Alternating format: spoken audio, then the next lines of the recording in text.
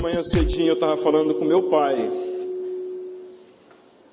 Quantos aqui, além de mim,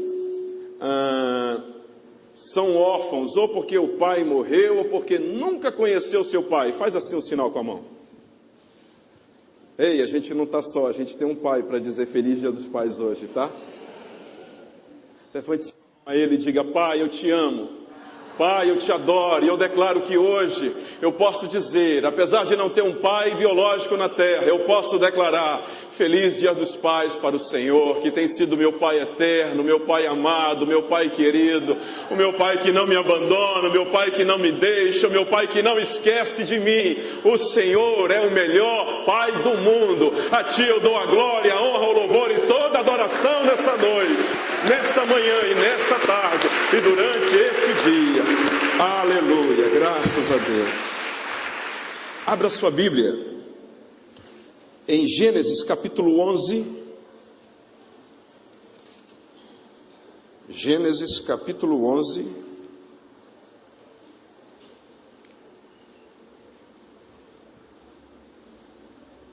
Verso 26.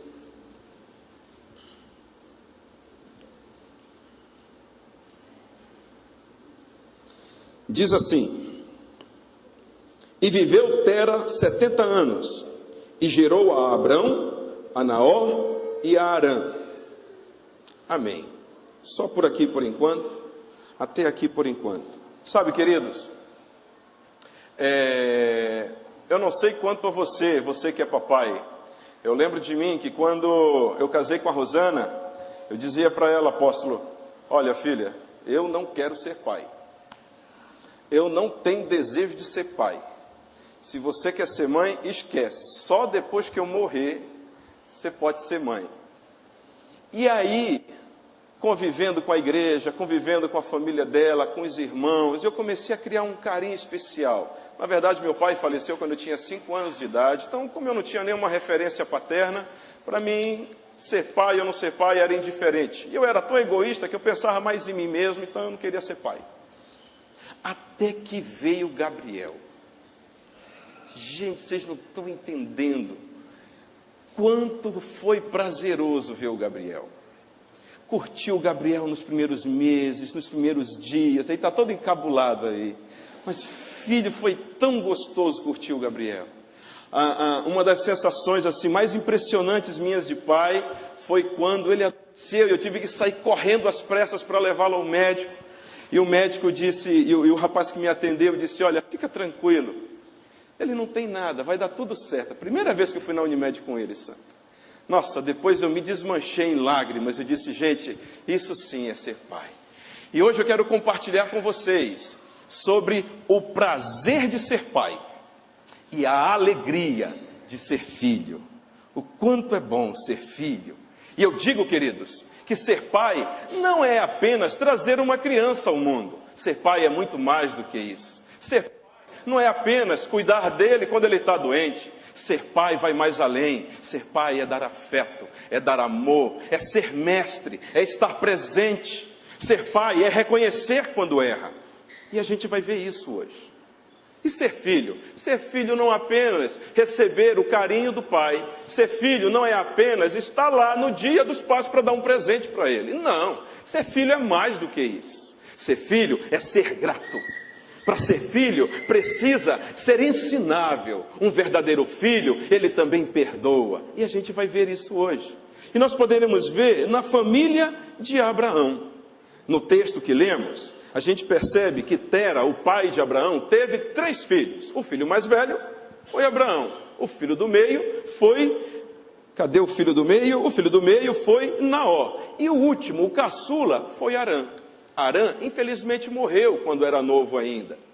Mas Abraão conseguiu conviver com seu pai Tera durante quase 60 anos. Seu pai morreu com 205 anos, então ele teve muito tempo para absorver os princípios e ensinamentos do seu pai. E eu queria compartilhar com vocês hoje alguns ensinamentos do pai e do filho Abraão. Pode ser? Vamos lá? Vamos lá para Gênesis capítulo 12, verso 10. Aqui eu vejo um primeiro ensinamento que a gente pode colher de Abraão. Olha o que diz aí no verso no verso 10, diz assim: e havia fome naquela terra, do capítulo 12 de Gênesis. E havia fome naquela terra, e desceu Abrão ao Egito para peregrinar ali, porquanto a fome era grande na terra. Amém.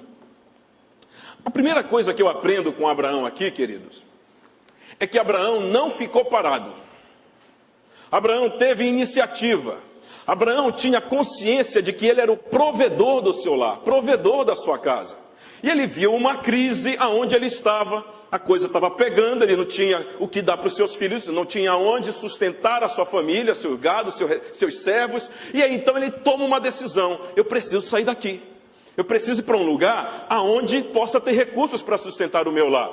E eu, de uma certa forma, reconheço esse lado positivo de Abraão. Abraão, ele não ficou parado. Tem pai que é uma lerdeza para tomar uma decisão. Tem pai que vê a casa pegando fogo, está faltando tudo, e ele fica ainda esperando, sabe Deus o quê? Não, a gente precisa ter atitude. Meu irmão, não dá de um lado, eu vou do outro, até conseguir, sim ou não? Quando eu leio esse texto, se você for meditar nele, você vai ver que não existe em nenhum momento Deus dizendo a Abraão, vá para o Egito. Mas também não tem nenhum texto dizendo que não foi Deus que mandou Abraão ir para o Egito. Vocês entenderam? Então não diz que Deus mandou para ir, mas também não revela que não foi. Isso significa, queridos, que às vezes nós precisamos tomar determinadas decisões. E Abraão tomou uma decisão. Mas você sabe o que aconteceu com a decisão de Abraão? Quase ele põe o casamento dele a perder, pastor Jefferson. Aqui no verso 15 diz assim: e viram-na os príncipes de Faraó, e gabaram-se de Faraó, e gabaram-na diante de Faraó, ou seja, falaram muito bem: rapaz, chegou uma mulher nova aí na cidade, olha, é um filezinho, é um tetel, é maravilhosa, é linda, maravilhosa. O Faraó, olha, ela tem que ser uma das suas concubinas. E o Faraó se interessou pela mulher. Você sabe o que aconteceu? Sara foi e teve com o Faraó. O texto, nos entrelinhas, não confirma, mas nos dá a entender de que ela de fato teve um relacionamento com ele. O que foi que aconteceu com Abraão para ele deixar isso acontecer? Ele quis conquistar recursos, ele quis prosperar, ele quis ser abençoado, mas foi pelo caminho mais fácil, pelo caminho do engano, pelo caminho da mentira. Gente, muitas vezes nós queremos ter coisas, nós queremos ser um provedor para o nosso lar, paz, mas escolhemos o caminho errado, escolhemos o caminho do jeitinho. Às vezes queremos algo, mas a gente dá jeitinho para conseguir. Às vezes até consegue, como Abraão conseguiu. A Bíblia diz aqui no verso 1 do capítulo 13, no 2 dizia Abraão muito rico em gado, em prata e em ouro. Ele prosperou. Mas às vezes quase a gente põe a nossa família a perder. Ei pai, olha para cá. Nossos filhos não precisam só de provisão financeira. Nossos filhos precisam muito mais do que isso. Nossa função não se resume em apenas colocar comida na mesa. Nossa função vai muito mais além. A nossa função, ela vai para que nós possamos ter consciência de que a provisão de afeto é nossa responsabilidade. Provisão de carinho, de amor, de atenção é nossa responsabilidade. Provisão de ajudar os nossos filhos a realizar os seus sonhos quando os nossos foram frustrados. Tem pai que tem raiva do filho quando o filho cresce, quando o filho se realiza. Não, pai, nossa função é ver nossos filhos prosperando, é ver os nossos filhos crescendo, é ver os nossos filhos sendo abençoados, amém? Quando você tiver o teu filho já grande, ele não vai lembrar se o arroz que você deu para ele foi do tipo 1 ou tipo 2. Ele não vai lembrar se o lençol que ele dormiu foi aquele comprado no Ver-o-Peso ou na promoção, ou aquele de 1000 linhos, 1000 fios. Não vai lembrar disso. Ele não vai lembrar se o brinquedo que você deu para ele no Natal foi de última geração ou se foi um carrinho de rolimã. Não, ele não vai lembrar disso. Ele não vai lembrar se as férias dele, onde ele passou contigo, foi no Caribe ou se foi na praia de Outeiro. O que ele vai lembrar é se você foi presente ou não. O que ele vai lembrar é se você estava lá na hora da dificuldade. O que ele vai lembrar é se você estava lá na hora que ele precisava tomar uma decisão difícil. difícil, precisava de um conselho e não tinha para quem pedir. É disso que ele vai lembrar, é disso que ele precisa, pai. Ele precisa estar contigo em tempo e fora de tempo. Ele precisa estar contigo a todo momento. Final de semana passado eu estava conversando com a minha sogra e ela estava compartilhando conosco.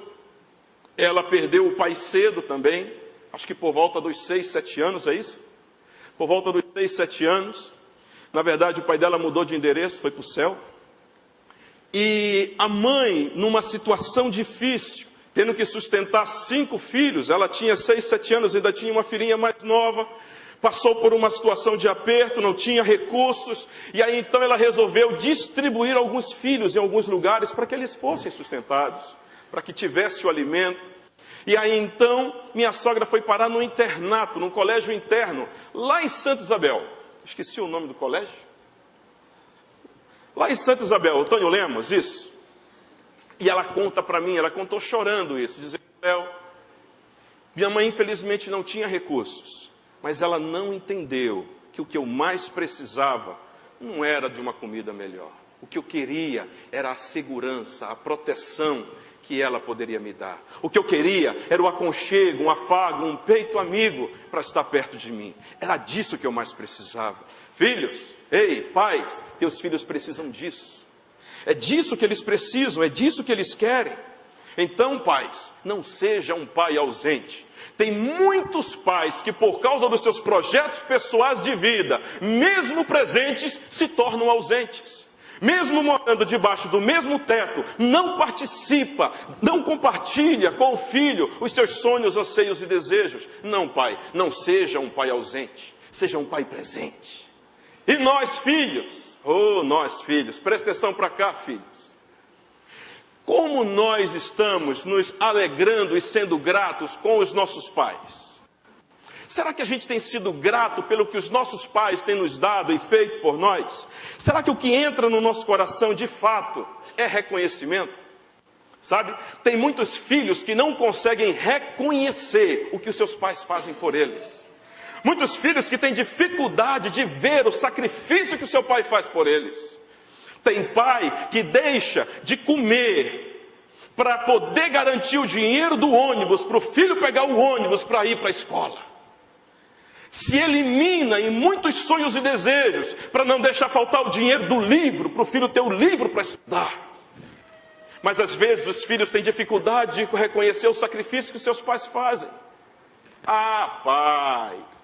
Poxa vida, pai, assim não dá. Pai, está na hora de trocar meu celular. Por quê, filho? Rachou a tela, arranhou a tela. Já estou com esse celular aqui há 1 ano.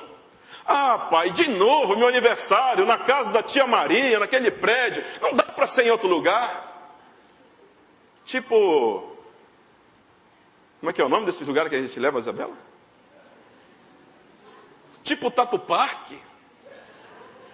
Ah, pai, poxa vida, pai, de novo a gente vai sair para aquele lugar. Pai, de novo para a praça, não dá para ir tomar um sorvete. Ah, filhos, precisamos aprender o que significa contentamento.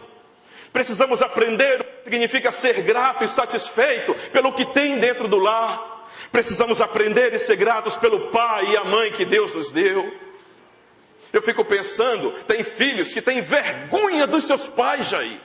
Vergonha, porque o pai, só porque ele é doutor, né? O filho virou doutor, estudou, agora o português dele é rebuscado, o seu conhecimento tecnológico do mundo, das últimas gerações, ele entende tudo, e ele olha para o pai e diz: você não entende nada, velho, você está por fora da vida, está por fora de tudo. Aí chega um amigo dele, que é doutor também, e pergunta para ele: e aí, quem é o teu pai? O que teu pai faz?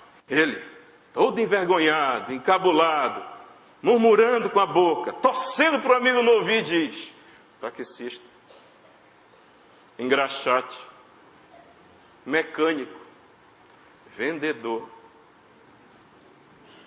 Não, filhos, não podemos ter vergonha deles, não.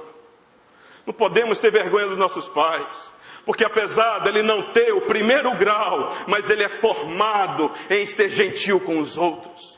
Apesar dele não ter um mestrado, mas ele é bacharel em respeitar o próximo e não roubar aquilo que não é dele, e não pegar aquilo que não é dele. Apesar dele não ter feito nenhum doutorado, mas ele defende continuamente a tese de que o que mais importa é a família e é servir ao Senhor, o Deus Todo-Poderoso. Não tenha vergonha do teu pai, não tenha vergonha da tua mãe, seja ciente de que ele sempre estará lá quando você precisa dele. Amém? Segunda coisa que eu aprendo com o papai Abraão, abra lá comigo, em Gênesis 22.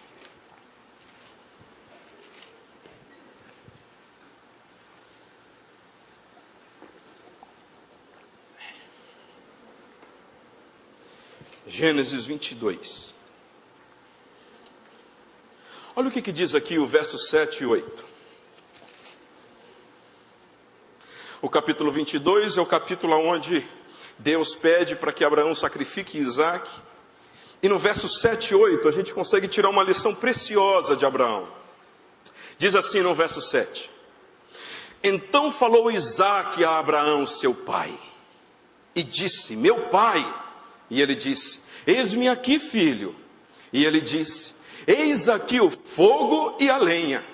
Mas onde está o cordeiro para o holocausto? E disse Abraão, Deus proverá para si o cordeiro para o holocausto, meu filho. Assim caminharam ambos juntos. E olha o verso 9.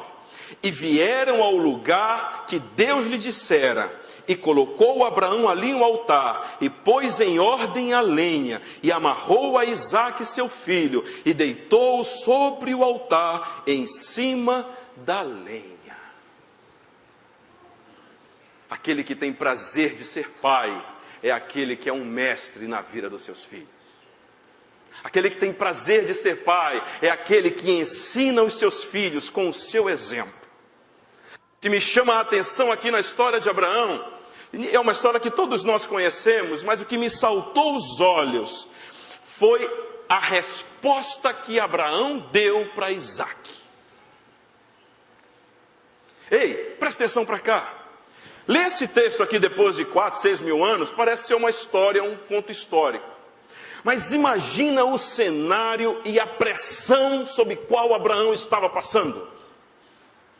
Abraão só tinha um filho, o nome dele era Isaque. E Deus havia pedido Isaque para ele. E ele estava prestes a sacrificar Isaque. Ele estava sob intensa pressão psicológica. Eu vou perder aquilo que eu mais amo nessa terra. Aquilo que eu esperei 100 anos para ter, agora vai morrer. Abraão estava, talvez, eu me lembro de Jesus, no Getsêmani, quando ele disse, Pai, se for possível, passa de mim esse cálice. Eu fico imaginando Abraão caminhando 3 dias naquela estrada, naquele deserto, para ir até o Monte Moriá, e ele dizendo, ó Deus, se for possível, passa de mim esse cálice. Leva a minha vida, mas não leva o meu filho. Toma a mim, mas não tira ele. Ele naquele conflito interior, mas dizendo, Senhor, eu vou te obedecer. E ele naquele conflito, o filho faz uma pergunta para ele. Ei pai, está aqui a lenha, está aqui todos os instrumentos, mas cadê o cordeiro para o sacrifício?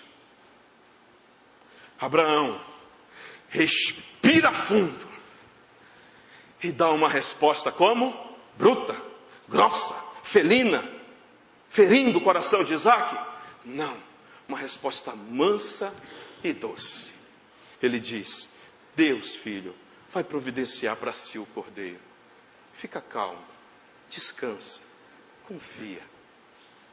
Sabe, pais, eu aprendo aqui com Abraão, que às vezes nós estamos 100% certos em corrigir e em querer ensinar algo para os nossos filhos. Nós estamos 100% certos em adverti-los, em admoestá-los. Nós estamos 100% certos em dizer o que eles têm que fazer, o que eles não têm que fazer. Nós estamos 100% certos, mas às vezes, pais, nós estamos 100% errados na forma como ensinamos. Estamos 100% errados na forma como instruímos. Pensamos que a nossa forma é a melhor forma. E muitas vezes, eu entendo você, porque cá para nós, Às vezes a pressão do dia, às vezes as agonias do dia a dia, a responsabilidade como Abraão teve, às vezes o estresse emocional da semana, tudo isso se acumula e chega um dia que parece que a garrafa da gente está cheia. E a gente não presta atenção, e aí acaba no dia, naquele momento exato, de uma pergunta que parece óbvia para nós, mas tão difícil para o filho. Às vezes, e nesse exato momento, o que a gente faz? Por causa da nossa ira, a gente destila fel. E não toma cuidado com as nossas palavras e acaba recheando nossas palavras com xingamento, com palavras duras, acusação. Aumentamos o nosso tom de voz e ensinamos incisivamente, com raiva, na carne. Toma, menino, aprende. Parece que não entende. E mal a gente percebe que a nossa forma de comunicar, a nossa forma de falar, impediu que o nosso filho ouvisse aquilo que a gente queria ensinar. Deixou-os surdos. Precisamos entender que a nossa autoridade, ela não está no nosso tom de voz. A nossa autoridade, ela está na firmeza das nossas palavras. Eu não preciso aumentar o tom de voz para mostrar que eu tenho autoridade em casa. Eu preciso ser firme nas palavras. Vocês entendem isso, pais? Quando eu aumento o tom da minha voz para discutir ou para ensinar o meu filho, na verdade, eu estou dizendo para ele que eu sou irado, que eu sou um acusador e que eu não trabalho para cuidar dele, mas para fazê-lo mal. Vamos entender que mensagem estamos tentando passar para os nossos filhos através do ensino. Eu lembro de uma situação que aconteceu recentemente. Nós estávamos, eu e a Rosana, a gente está num período diferente, e aí, diferente normal, tá, queridos? Estamos de propósito, e aí eu estava aqui na igreja, e eu disse, filha, passa ali na frente do líder da Humaitá, e compra lá uma tapioquinha molhada. E aí ela rápido passou lá e ela disse, Gabriel, vai lá, compra a tapioquinha molhada para o teu pai. Compra 2. E aí, só abrindo um parêntese aqui, durante esse período da fase do Gabriel, a gente tem procurado estimulá-lo, é normal de criança, a ele ser proativo, a ter mais iniciativa, isso é normal, e a gente está ensinando isso para ele. E aí ele foi e comprou 2 tapioquinhas, e trouxe 2 tapioquinhas molhadas. E ele chegou todo alegre com a mãe, ele é muito obediente, é impossível a gente pedir alguma coisa para o Gabriel que ele faça reclamando. É muito obediente, graças a Deus. E aí ele foi, e quando ele voltou, ele disse, mãe, está aqui as tapiocas. Eu comprei uma molhada e uma com leite moça. A Rosana naqueles dias assim, né, puxados, né, filha? Só puxar. E aí ela virou para ele e disse, puxa vida, Gabriel, o teu pai não pode comer tapioquinha com leite moça. E aí ele já soltou, eu não tenho iniciativa mesmo? Eu não sou proativo mesmo?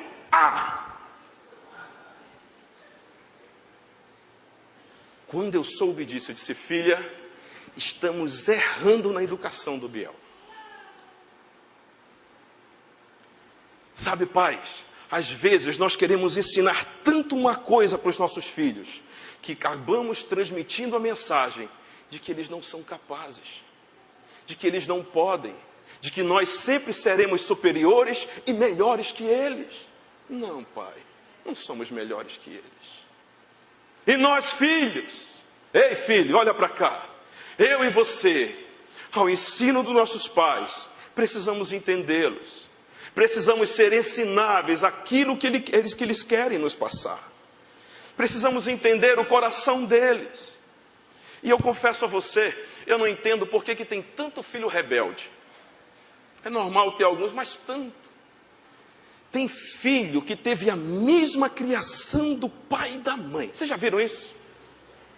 Nasceram na mesma casa, tiveram os mesmos pais, a mesma criação, a mesma educação, meu cunhado. Mas o impressionante, um sai de um jeito, o outro sai do outro. Um parece que é mais obediente, mais tranquilo, mais pacato. O outro é rebelde, ranzinza, sai dando chute para tudo quanto é lado, não obedece. E eu fico pensando, por que tanta diferença entre um e outro? Aí você pode dizer assim, sabe por quê, pastor? Agora eu vou revelar o pecado do meu pai. É porque ele ama mais o meu irmão do que a mim. Eu vi algumas cabeças fazendo assim.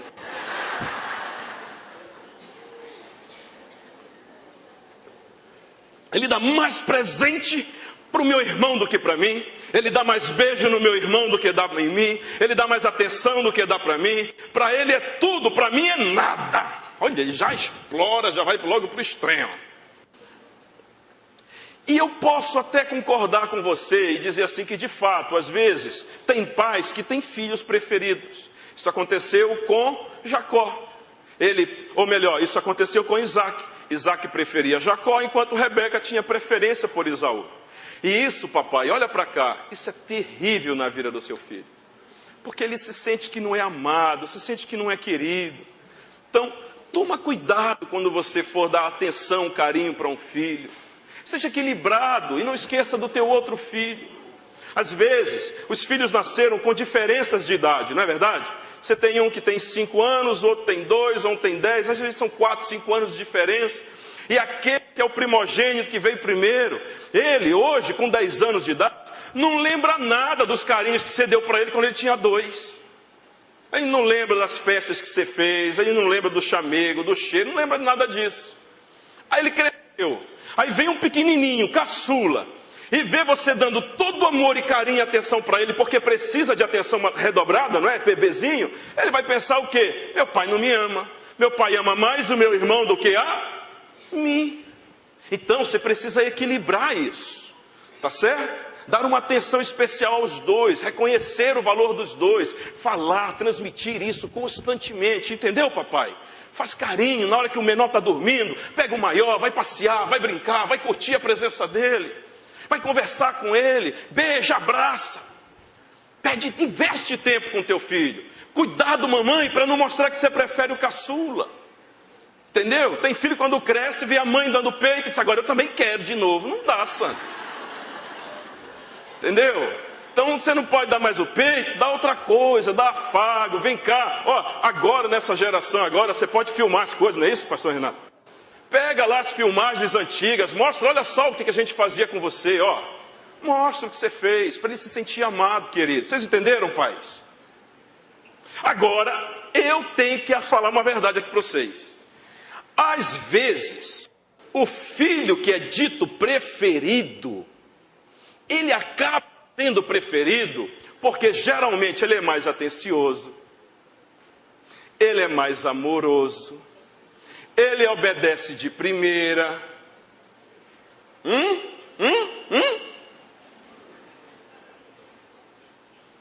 E aí ele cria uma esfera de atenção e de recepção maior. Então, deixa eu te dizer uma coisa, filhão, olha para cá. Você que se sente colocado de escanteio, deixa eu te dizer uma coisa. Eu aprendi isso com Deus. Às vezes eu questionava ao Senhor e dizia, pai, eu não estou entendendo. Parece que para uns tu dá mais do que para mim. Parece que para uns você é mais legal do que comigo. Parece que para uns você ouve mais a oração do que a minha. E aí ele me levou a fazer um reflexo da minha vida com ele de comunhão. E eu entendi uma coisa, filho, eu não tenho filhos preferidos. Eu tenho filhos que me preferem. Prefira estar com seu pai ao invés de sair num sábado à noite. Prefira estar com seus pais ao invés de curtir um programa de televisão. Prefira estar com seus pais ao invés de sair no final de semana de férias. Ei, gente, tem filho que quando cresce, dá graças a Deus porque pode ir para a salinha e ser os pais. Pode um negócio desse? Aí agora eu vou com a turma. Pô, de novo para lá, para aquele lugar. Não, filhos, usufrui da presença deles enquanto está perto. Aprende com o exemplo dele enquanto ele está perto. O texto me chama a atenção aqui no verso 8. Olha só como ele termina. Diz assim o verso 8. Assim caminharam ambos como?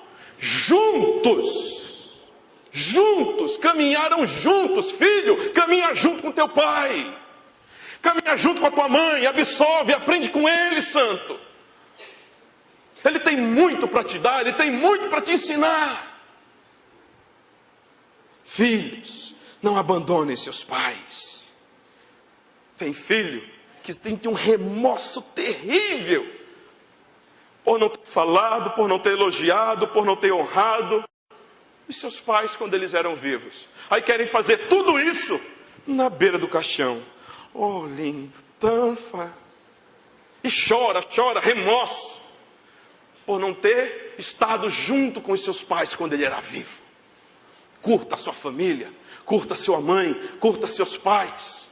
Hoje, não sei onde você vai passar o domingo, mas se o teu pai não está aqui, vai passar com ele, santo. Não posso, pastor, está do outro lado do mundo. Pega o telefone, liga, manda uma mensagem, diz: pai, eu não estou perto de você, mas eu queria estar aí contigo, passando esse dia. Ele é teu pai. E é a referência de Deus para você nessa terra. É o teu profeta, é aquele que vai te ensinar sempre. Falando em profeta, essa é a terceira coisa que eu aprendo com Abraão. Abraão, ele teve prazer em ser profeta na vida dos seus filhos. Profeta, pastor, sim, o próprio Deus falou isso sobre ele. Olha o que está aqui, ó. Lê comigo lá em Gênesis.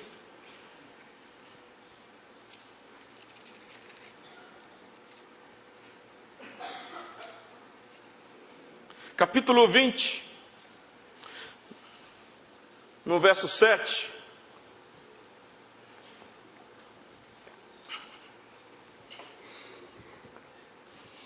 Olha o que diz aí. Deus está falando com Abimeleque. E ele traz uma revelação sobre a identidade de Abraão. E ele diz assim: agora, pois, restitui a mulher ao seu marido. Por quê? Por quê? Porque profeta é. Profeta é. Eu não sei se você sabe, mas naquela época o profeta, ele não somente entregava uma palavra de Deus ao homem, mas o profeta nessa época, ele também tinha a função de ser um mensageiro de Deus para levar cura. Este mesmo Abimeleque e sua esposa eram estéreis, eles não podiam ter filhos. Abraão orou por eles e eles começaram a ter filhos. O profeta de Deus nessa época, ele também ensinava. O profeta de Deus nessa época também abençoava. Ainda mais Abraão, que sobre ele existia uma sentença: em ti serão benditas todas as famílias da terra. Então existia uma sentença sobre Abraão. Então ele, como profeta nessa época, ele tinha a função de ser um abençoador. Aqui o profeta nessa época também era um guerreiro. Abraão saiu na guerra para combater e salvar a Ló. Ele era um guerreiro também. Ei, profeta não é só que entrega a palavra. Você, pai, você, mamãe, precisam ser um profeta completo na vida dos teus filhos. Seja aquele pai que guerreia as lutas deles. Como pastor? Vai para o chão, vai para o pó, vai orar, vai interceder por ele. Seja um profeta daqueles que não abandonam os teus filhos nos momentos que eles mais precisam. Seja um profeta na vida dos teus filhos, ouvindo Deus para saber qual é a vontade de Deus para a vida dele. Seja um profeta na vida dos seus filhos. Um profeta é aquele que também não somente está preocupado com o futuro dos seus filhos no sentido pessoal, no sentido material, mas está preocupado com o futuro espiritual dos seus filhos. Se você for observar Abraão aqui no capítulo, leia comigo lá, capítulo 17, olha o que Abraão faz. Verso 23. Então tomou Abraão a seu filho Ismael, e a todos os nascidos da sua casa, e a todos os comprados por seu dinheiro, todo macho entre os homens da casa de Abraão, e circuncidou a carne do seu prepúcio naquele mesmo dia, como Deus falara com ele. Ei! Você sabe o que foi que Abraão fez? Ele circuncidou não somente o seu filho Ismael, mas a todos os homens, todos os seus servos. Um verdadeiro profeta na sua casa, um pai profeta, tem prazer de conduzir a sua família a Cristo.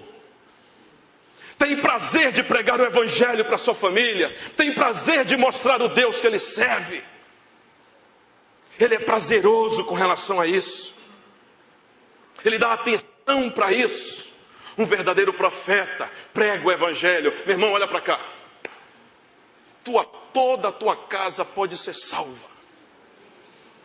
Todo o teu lar pode ser salvo. Essa é a vontade de Deus.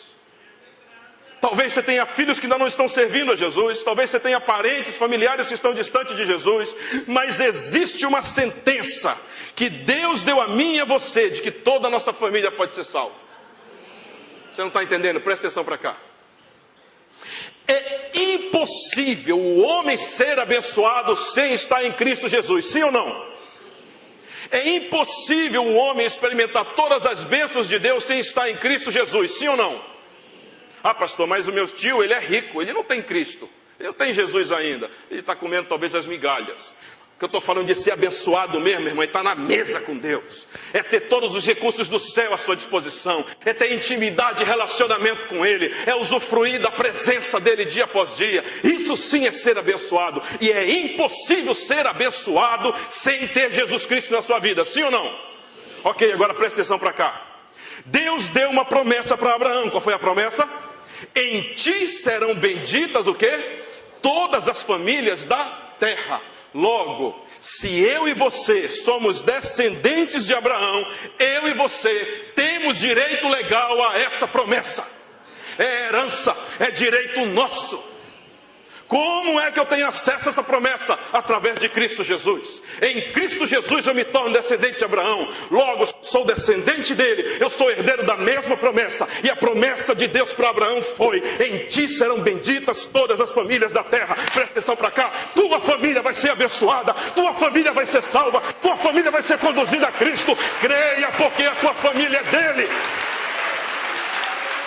Então, da próxima vez que você entrar na presença do Todo-Poderoso, você diz: querido Deus, eu rogo ao Senhor nessa hora, lembra-te da tua promessa a Abraão, lembra-te da tua promessa ao teu filho. Eu sou herdeiro desta promessa em Cristo Jesus. Assim como o Senhor abençoou toda a família de Abraão, Isaac e Jacó, e sua descendência te serviram, eu rogo que o Senhor salve os meus filhos, eu rogo que o Senhor salve a minha parentela, eu rogo que esta bênção seja alcançada na minha geração. Você tem direito, filho. Reivindique isso. É desejo de Deus que todo homem seja salvo. Aleluia.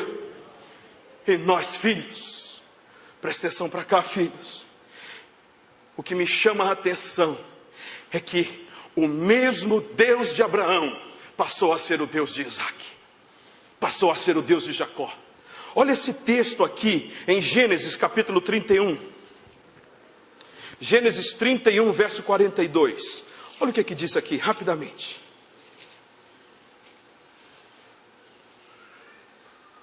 Se o Deus de meu pai, o Deus de Abraão e o temor de Isaac não fora comigo, por certo que me enviarias agora vazio. Para aqui. Ei, presta atenção. Por que ele precisou repetir o temor de Isaac? Se na primeira parte ele já tinha se referido ao Deus de Isaac, que era o pai dele. Quem está falando isso aqui é Jacó. Conversando com Labão, seu sogro. Ô sogro. E aí então ele está dizendo aqui, o Deus de Isaac, o Deus de Abraão e o temor de Isaac. Por que ele repete isso? É simples, olha para cá.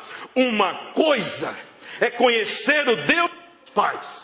Outra coisa é servir o Deus dos teus pais. Isaac demonstra aqui, Jacó demonstra aqui, que ele não apenas conhecia o Deus de Abraão, o Deus de Isaac, mas também era o Deus deles. Filho, não abra mão do Deus do teu pai. Não abra mão de servir e de seguir o Deus a quem teu pai serve. Ele também pode ser o teu Deus. Assim como o teu pai teme a ele, aprenda a temer ao Senhor. Aleluia. Para concluir, deixa eu encerrar compartilhando com vocês algo. Nossos pais erram, sim ou não? Abraão também errou. Aqui em Gênesis 21, 9 e 10 diz isso aqui, ó.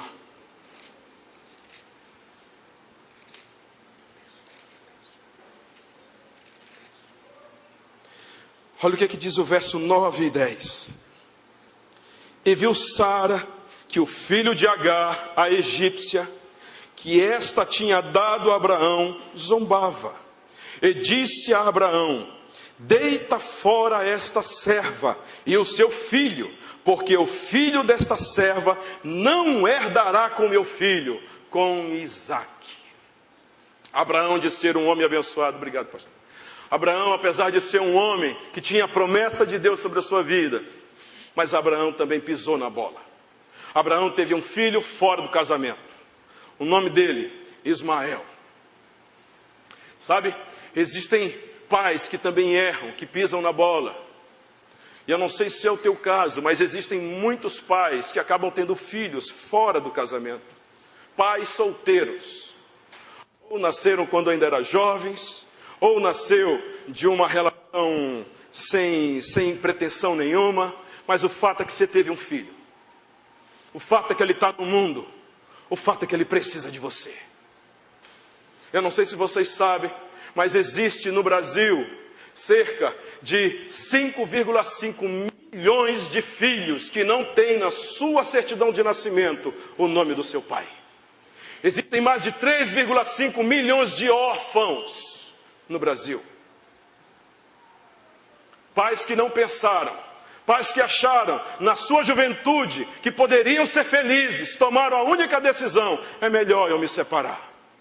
E na sua vontade de egoísmo não pensaram no rombo emocional que estariam deixando na vida dos seus filhos. Pais que um dia pensaram o seguinte: esqueceram que os seus filhos são mais importantes muitas vezes do que os seus projetos pessoais. E aí então o que ele faz? Ele toma uma decisão. Qual é a decisão? Seguir o caminho dele. Ei, para uma criança, separação tira da base dela, tira da fonte dela, tira da estrutura dela segurança, confiança. Quando teus pais, quando o teu filho, tua filha, vê você está brigando com a sua esposa, as brigas que ele vê, sabe qual é a sensação que ele tem no coração? É melhor estar certo do que amar. É melhor estar certo do que responder com amor. Eu prefiro ver isso. É isso que você está ensinando para ele, filho. Nossos filhos não podem ser mais vítimas das nossas escolhas erradas. Quantos pais nós conhecemos, quantas mães nós conhecemos, como Sara, que tomou a decisão de afastar Ismael de Abraão. Quantas mães impensadas se meteram no relacionamento, ou segundo casamento, terceiro casamento, ou se uniu com o homem no primeiro casamento, que ele já tinha tido filhos antes, ou a mulher já tinha, e aí quando casa, tem problema com o enteado. Fica de bico, nhenhenhen, quer tudo para ela, atenção para ela, mão para ela. Não se dá bem com o garoto, não se dá bem com a menina. E aí toma uma decisão, ó, escolhe, ele ou eu, ela ou eu. E deixa o pai numa sinuca de bico. E aí o que você faz? Ao invés de você ser uma cunha de aproximação, a ser uma cunha que distancia os dois. Ei, mamãe, você não pode ser como Sara, que separou Ismael de Abraão. Você precisa buscar em Deus sabedoria para lidar com essa situação. Teu filho, você faz de tudo porque ele não conhece e nem conversa com o irmão dele do outro relacionamento. Não pode, santo. Não sabia que ele tinha filho antes de casar? Agora ajoelhou, tem que rezar. Opa, orar. Não adianta, tem que lidar com a situação. Vocês entenderam isso? Filhos, presta atenção para cá. Eu sei que não é fácil. Nossos pais pisam na bola e eles erram. É verdade. Mas sabe o que me chama a atenção? Aqui em Abraão. Será que Ismael perdoou Abraão? Será que Abraão conseguiu restaurar o relacionamento dele com Ismael? Olha o que diz aqui o texto de Gênesis. Vai lá comigo para Gênesis.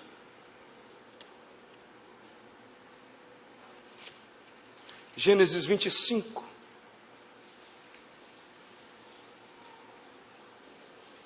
Ou melhor, Gênesis 31. 31. Verso. Espera aí que eu estou me atrapalhando no texto aqui.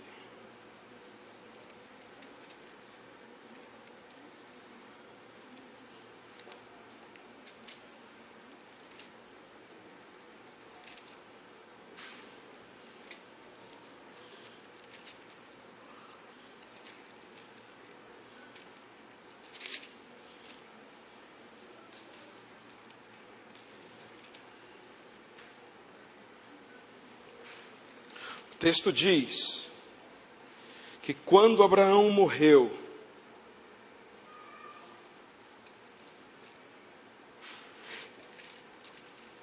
ele foi enterrado. Oi? 25:7?